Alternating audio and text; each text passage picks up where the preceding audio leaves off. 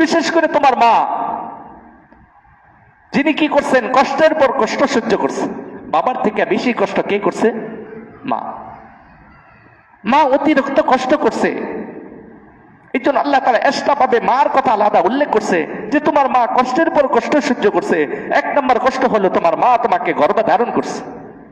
দীর্ঘ 10 মাস 10 দিন সময় নিয়ে তোমাকে গর্ভে ধারণ করে তোমার মা দুনিয়াতে চলাফেরা করছে। তোমার মার কি কষ্ট হয়েছে এটা মা ব্যতীত পৃথিবীর কোন পুরুষ মানুষ এটা বুঝবে না।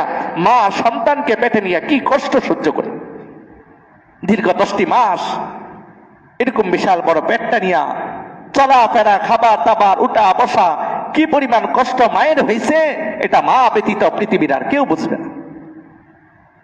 এই জন্য আল্লাহ তাআলা উল্লেখ করেছে হামালাতু উম্মুহু, তোমার মা তোমাকে হামেল করছে, বহন করছে তোমাকে পেটে, কষ্টের পর কষ্ট সহ্য করছে। দ্বিতীয়